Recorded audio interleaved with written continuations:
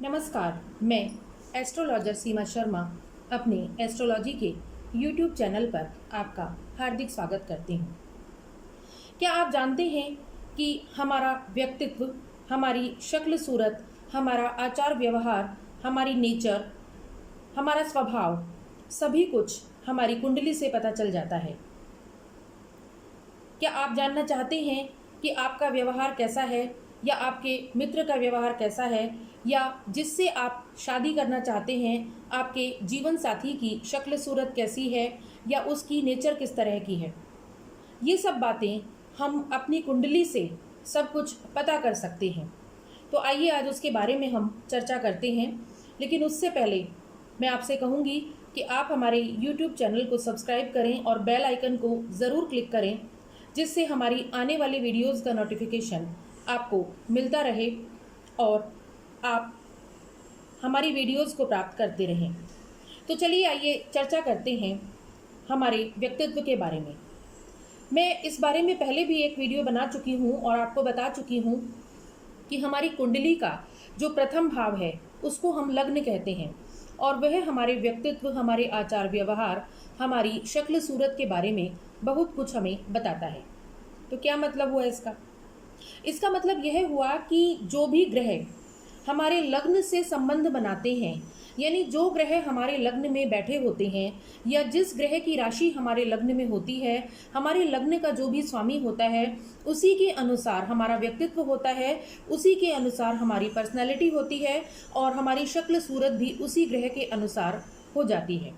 यहाँ तक कि हमारी नेचर और हमारा स्वभाव, जो हमारा आचार व्यवहार है, हमारा चरित्र भी उसी लग्न से बहुत अधिक प्रभावित होता है। अब ये तो हुई लग्न की बात, ठीक है।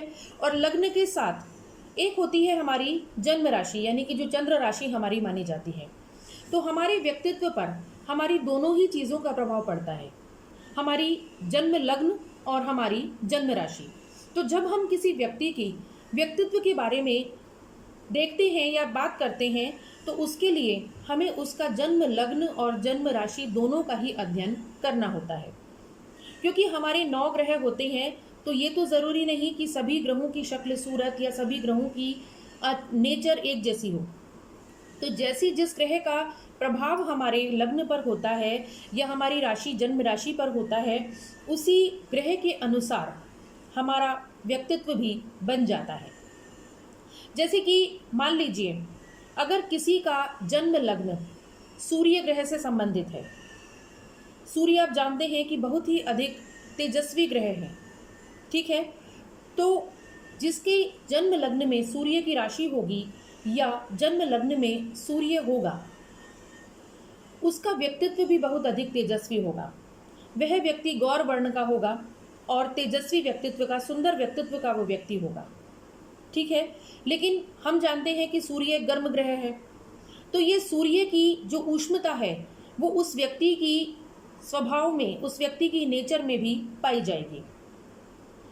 ये तो हुई सूर्य की बात। इसी तरह यदि हमारा जन्म लग्न या हमारी जन्म राशि चंद्रमा से संबंधित होती है, तब भी व्यक्ति अच्छे व्यक्तित्व का और शांत व्यक्तित्व का स्वामी होता है।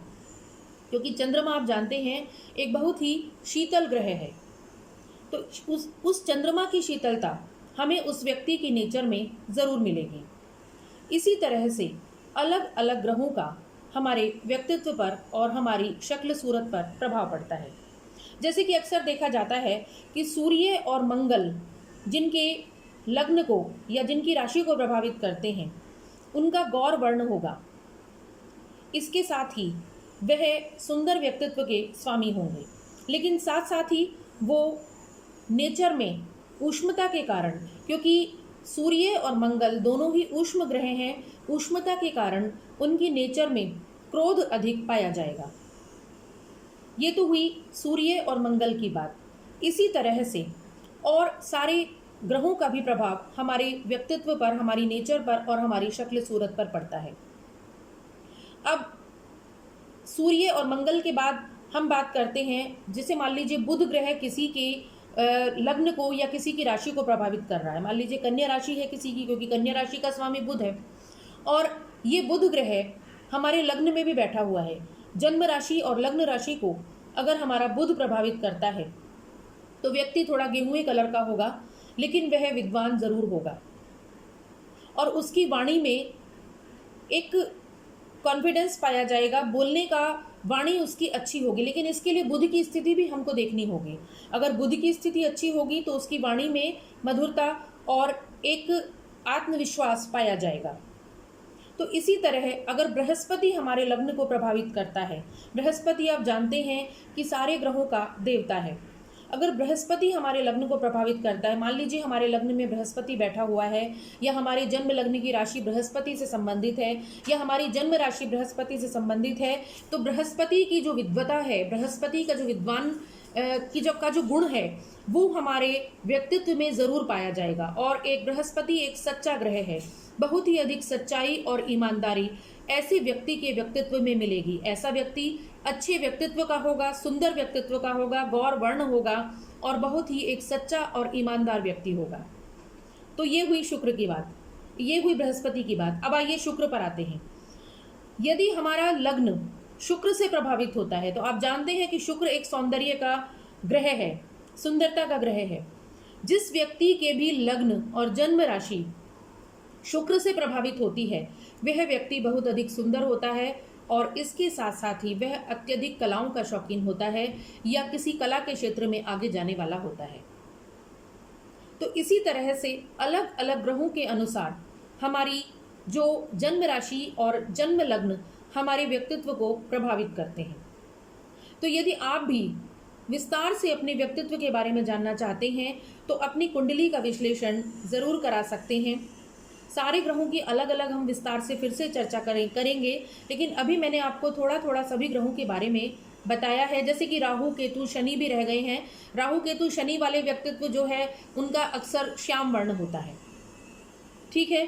जन्म लग्न या जन्म राशि राहु केतु और शनि से अगर प्रभावित होती है तो श्याम वर्ण के व्यक्तित्व वाले होते हैं ऐसे लोग, लेकिन अक्सर उनके व्यक्तित्व में झूठ और कपट भी पाया जाता है। हालांकि शनि एक अच्छा ग्रह है, शनि के अनुसार न्याय का ग्रह माना जाता है, तो व्यक्ति न्याय करने वाला तो होगा, लेकिन अक्सर देखा जाता है कि शनि के से प्रभावित व्यक्ति जो है वो श्याम वर्ण का और छोटे कद वाला व्यक्ति होगा।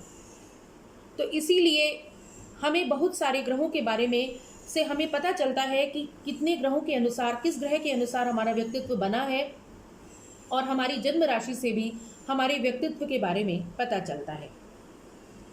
तो आप अपनी कुंडली का विश्लेषण अवश्य करा सकते हैं।